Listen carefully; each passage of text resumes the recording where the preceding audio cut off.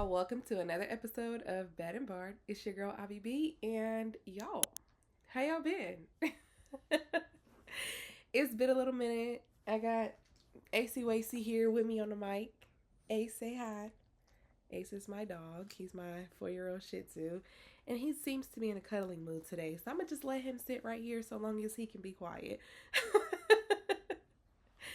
It has been a little minute since I last checked in with y'all, and truthfully, it's because I've kind of been in a creative funk a little bit. Not gonna lie, I've been a little bit just not wanting to produce things right now, and I don't know why, but I don't know. It just kind of feels weird, like having a dream and wanting something and putting something out into the world. This podcast is my baby, it's my creative outlet, and I just kind of been feeling like a little bit, I don't know if discouraged is the word or just in a funk, maybe. And truthfully, I would be lying if I said that I was out of the funk, because I'm not. I still feel very much in my creative funk. But I am trying to produce and be consistent despite how I feel. My feelings are not facts. And I am going to make myself push through and work hard even when I don't feel like doing something, because this is something that I committed to and I wanted to grow and I wanted to be successful. So despite the current creative funk that I'm in, there are a few topics that I have. Okay, Ace. All right. You about to have to keep it moving if you about to be doing all that licking. There. There are a few things that have been kind of percolating through my mind heavily as I've been watching the news and like looking at cases and just seeing a few things. So I want to get into it. Today, I want to talk about Rodney Hinton. Mr. Hinton, I don't know if you all have seen the news. It's been a little bit over a week since this happened, but Rodney Hinton killed a Cincinnati, Ohio sheriff, Deputy Larry Henderson. And this situation is so unfortunate. And I have a lot of thoughts. I've read a few people's think pieces, and I kind of just want to offer a different perspective from like the legal lens today. But I do want to know what you all think about Rodney Hinton. Rodney Hinton is a black man. He ran over a white Ohio sheriff's deputy. And what caused this? So his son, Rodney Hinton's son, who is an 18-year-old boy named Ryan Hinton, was killed by Ohio police while fleeing after police found him and 3 other individuals in a stolen vehicle. And it is alleged that this young man, his 18-year-old son, had a weapon.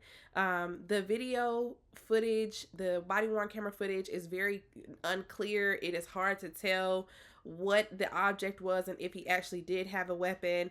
And truthfully, like as a former criminal defense attorney, like I don't just naturally believe the things that police say all of the time, because I've seen many and plenty of cases where evidence was planted. And so I would tend to rely on the video footage and what it shows. Just unfortunately, in this particular situation, the video is blurry. I don't have factual evidence that this particular individual, from what I understand, that he had the weapon and that he was pointing it at an officer or anything like that that justified his killing. However, a police officer did shoot and kill Mr. Rodney Hinton's 18-year-old son. Okay.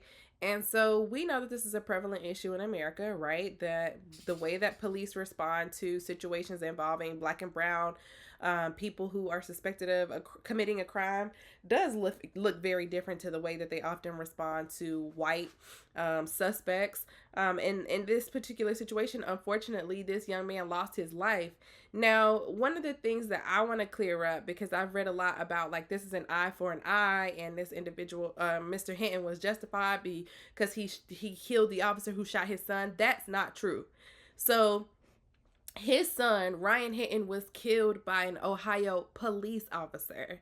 Mr. Hinton hit and ran over a sheriff's deputy that had nothing to do with this particular situation. And so it's super unfortunate. And the way that it happened, I think, is so important to highlight. Mr. Hinton, the one who's responsible for the killing of the officer, went in to watch the body-worn camera footage of his son being shot and killed by the police, and killed this officer immediately after. So he went in, he watched the video, he left completely distraught, drove out of the parking lot from the precinct in which he was watching the body worn camera footage from, accelerates his vehicle, crosses over into incoming traffic, and strikes a deputy that is standing there.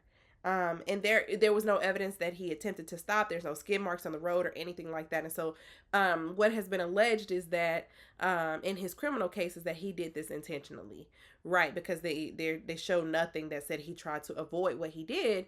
And, you know, again, I've seen a lot of thoughts about people saying that his actions were justified because he killed his son's killer and so on and so forth. And that is not a truth. But I want to offer some perspective about what it could look like in criminal court and what his attorney could allege. So there is this concept called crimes committed in the heat of passion.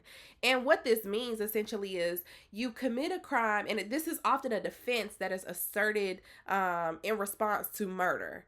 So you commit a crime in the heat of this overwhelming, spontaneous emotion that is often deemed uncontrollable.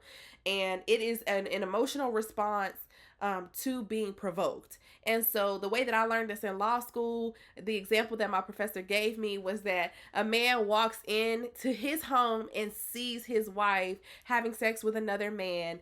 And in that moment, he has his gun on his hip, takes out the gun and shoots this man. It is this emotional, extreme response that he could not, could not control his emotions. He was so angry, crime committed in the heat of passion. And the important thing to note is that my professor made a clear distinction on timing. So, for example, if he had to go downstairs to his car to retrieve his gun out of his trunk, right, that means he had time to cool off. There's a cool off period. At that point, the defense can no longer be asserted because he had time to cool off and possibly think and stop himself. But if he had the gun on him and immediately whipped it out and shot him, then it's more likely that the timing aligned in a way that he didn't have time to cool off and think logically and stop himself.